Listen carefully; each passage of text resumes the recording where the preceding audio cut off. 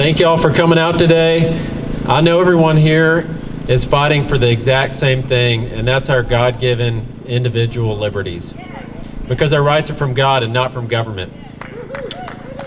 And that's what we put in our Constitution, so I think that's one reason that's so important, is our ability to defend ourselves. And the strongest Second Amendment bill we've probably ever had on the House floor is up tomorrow in this building. So the Texas House is here to fight for your Second Amendment rights. So I'm excited to get that bill on the floor. I'm excited to get it passed.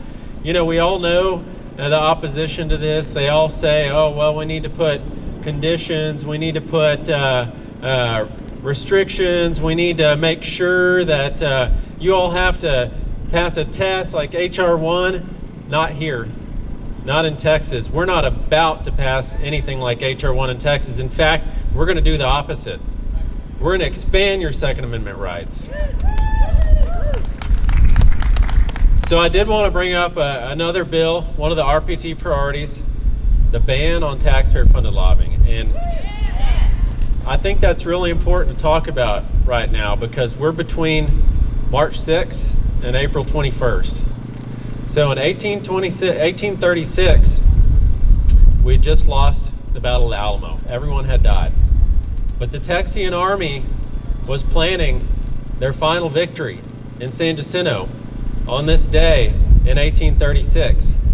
And those rights, those God-given rights of life, liberty, and property are the exact ones we've got to fight for every day. And they're the exact ones everyone here fights for every single day.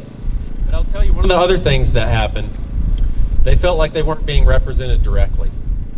That's why we broke away. That's why we declared independence. And you know what? We're not being represented directly today either. So you are paying for Austin lobbyists that are lobbying against your best interest and conservative values. Your tax dollars are going to that. In fact, tens of millions of dollars a year of your property tax money is diverted to the pockets of Austin lobbyists that then lobby for higher taxes and against property tax relief and reform. That's your money being spent against you. And it's really more than that. It's more than that. They're lobbying against things like election integrity. There's another RPT priority. They lobbied against the ban on a state income tax, saying, actually, you know what? We need to be like California. That's what they're lobbying on. They even lobby against ethics. So I had a bill the other day in committee that says, look, you just need to tell the taxpayers how their money is spent and if there are any conflicts. No, we can't do that. We want to keep that hidden from the taxpayers. It's worse than that too. We're all elected to represent our constituents directly, whether that's local government or state government. We don't need an Austin lobbyist taxpayer-funded middleman. That is our job. That's what we're supposed to do. We're supposed to be your advocate. And on top of that, it's unethical.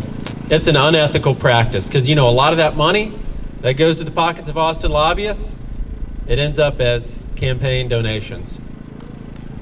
It's being cycled into campaign donations, and trust me, most of that is not in your favor. So we've spoken. 94% of Republican primary voters want this practice banned. Well, all I got to say to that is vote your district.